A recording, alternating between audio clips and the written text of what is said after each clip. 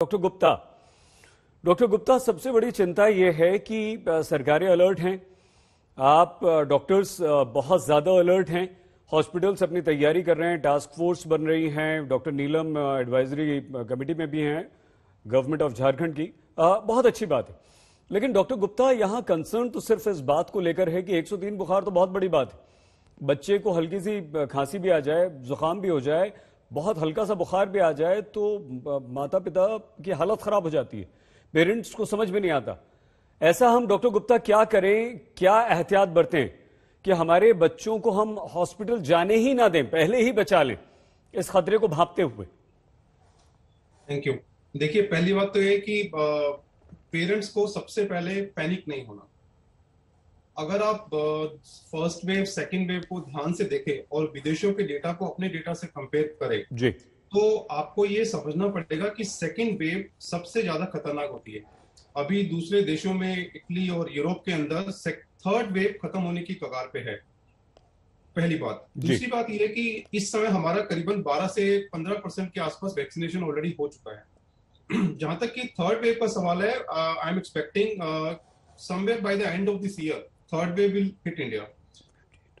लेकिन हमारी third wave थोड़ी सी डिफरेंट होनी चाहिए मेरी स्पेकुलेशन के हिसाब से, क्योंकि बाय दिस टाइम मुझे लगता है कि मोर देन 40% वैक्सीनेशन हमारी कंट्री का हो जाना चाहिए by the end of this year.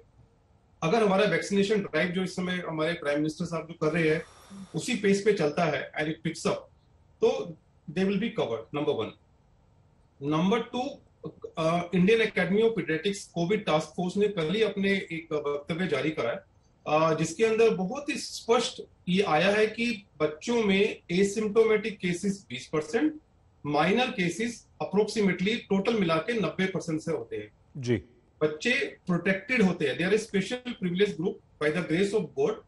बच्चों में आपका बीसीजी का टीका लगता है, पोलियो का टीका लगता है, प्लस मल्टीपल वायरल के टीके लगते हैं। बच्चों में छोटे छोटे वायरस के इन्फेक्शन वैसे ही होते रहते हैं। So plus S receptors and other things are there, जिसके कारण से बच्चे बहुत ज्यादा प्रोटेक्टेड रहते हैं। ये बहुत ही गलत फहमी है सबके अंदर कि बच्चों में सिवियरिटी बहुत ज्यादा है। देखिए, अगर आपके एडल्ट पॉपुलेशन के नंबर ऑफ केसेस बहुत ज्यादा बढ़ जाएंगे, जैसे इस समय हुआ, हमारे पास ऑक्सीजन का क्राइसिस हुआ, वी वर कॉट अनअवेयर जी, तो नेचुरली बच्चे भी प्रोपोर्शनेटली बढ़ेंगे। लेकिन आपको ये ध्यान रखना चाहिए कि इस समय हमारे देश में हमारे जो दूसरी स्पेशलिटी के डॉक्टर्स है, I am a paediatric neurosurgeon, हमारे रेजिडेंट्स न्यूरोसर्जरी के, ऑन्कोलॉजी के, मेडिसिन के सब विभाग के लोग आईसीयू को भी मैनेज कर रहे हैं। लेकिन बच्चों को मैनेज करना थोड़ा सा डिफरेंट होता है, बिकॉज जैसे डॉक्टर साहब ने अभी बताया, there is special group all together.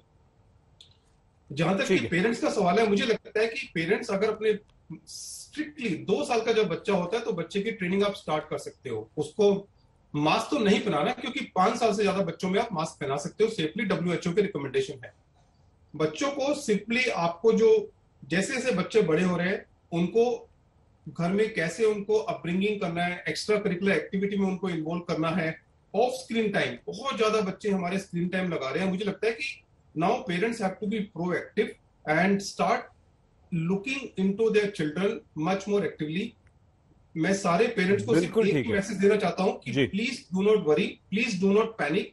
आपके बच्चे सुरक्षित है और भगवान ने चाहा वैक्सीनेशन ड्राइव इतना अच्छा हमारे देश का हो जाएगा कि हमारी हर्ड इम्यूनिटी इतनी अच्छी हो जाएगी कि बच्चों में अभी भी जो 1% से कम केसेस आ रहे हैं वो और भी कम हो जाएगी। ठीक है sir, we will be safe but still we are taking all the precautions.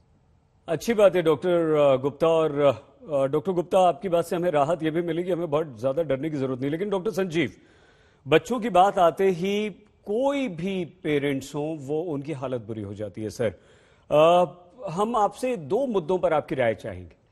एक तो ये क्या कि शहरों में रहने वाले जो पेरेंट्स अलर्ट हैं, अपने बच्चों को लेकर ज्यादा सजग हैं, वो और ज्यादा अलर्ट होकर अपने बच्चों को घरों में कैद कर लें। बिल्कुल, जो थोड़ी देर के लिए नीचे पार्क में ले जाते हैं, वॉक के लिए ले जाते हैं, वो भी बंद कर दें। और गांव में जो बेपरवाह पेरेंट्स हैं, जो बच्चे गलियों में, कॉलोनीज, मोहल्लों में घूमते रहते हैं, ज्यादा परवाह नहीं करते, वो अपने बच्चों को कैसे बचाएं और उनके लिए सलाह क्या है? क्योंकि अगर गांवों तक फैल गया, गांवों के बच्चे इसकी चपेट में आ गए तो बहुत तकलीफ होगी। डॉक्टर संजीव जी। डॉक्टर नीलम इसके बाद आ रहे हैं आपके पास। मैम जी, मैं दो पार्ट में आपसे इसको डिस्क्राइब करूंगा। सबसे इंपॉर्टेंट है कि जो पेरेंट्स को कभी नहीं करना चाहिए वो जरूरी है समझना। अगर किसी बच्चे को कोई भी लक्षण हो वायरल फीवर के, जैसे नाक बहना या थोड़ी सी खांसी या बुखार, जो चीज नहीं करनी ये पहली चीज समझनी जरूरी है। कोई भी कॉम्बिनेशन फीवर मेडिसिन नहीं देनी चाहिए, खाली पैरासीटामोल दीजिए, अपने लोकल डॉक्टर से इमीडिएटली संपर्क करिए, डेली उनसे टेलीफोन कॉल या वीडियो कंसल्ट कर सकते हैं। दूसरी चीज, अपने आप सेल्फ मेडिकेट मत करिए, कॉम्बिनेशन एंटीबायोटिक्स अपने आप मत शुरू करिए, ओवर द काउंटर दवाइयां मत शुरू करिए, और होम रेमेडीज और टुटके बिल्कुल मत करिए, क्योंकि ये बच्चों में बहुत हानिकारक हो सकता है। अगर किसी भी बच्चे को कोई भी लक्षण हो, पहली चीज है उस बच्चे को आइसोलेट करना है। एक्सटेंसिव ब्लड टेस्ट, एक्सटेंसिव सीटी स्कैन्स की जरूरत नहीं है। ज्यादातर बच्चे 90-95% माइल्ड होते हैं, तो वो आराम से घर में मैनेज किए जा सकते हैं। बच्चे को आइसोलेट करके इमीडिएटली डॉक्टर पीडियाट्रिशियन से आप कंसल्ट करिए। अगर जरूरत पड़े डे 2 या डे 3 तक आप एक जो RT-PCR टेस्ट कराना है। अगर बच्चे को ये बीमारी पाई गई, कोविड-19 पाया गया, उसका फिर भी इलाज खाली पैरासीटामोल है और 10 दिन स्ट्रिक्ट आइसोलेशन है, नॉर्मल डाइट है, कोई घबराने की बात नहीं। सबसे जरूरी पैनिक नहीं करना, पर आइसोलेशन जरूरी है क्योंकि 55% जो ट्रांसमिशन होती है इंडोर होती है। और दूसरी चीज जरूरी है, बच्चे का जो वायरल लोड होता है अडल्ट के बराबर होता है, तो वो बाकी लोगों को इन्फेक्ट कर सकते हैं। रही बात बाहर जाने की, अभी फिलहाल तो लॉकडाउन चल रहा है काफी स्टेट्स में, पर जब ये लॉकडाउन खत्म हो जाए, अच्छा आइसोलेशन सोशल डिस्टेंसिंग रख के आप बच्चे को बाहर जरूर घुमा सकते हैं। नॉर्मल डाइट रखिए, मोस्ट इंपॉर्टेंट है पैनिक नहीं करना, सेल्फ मेडिकेट नहीं करना, डॉक्टर की सलाह से चलिए।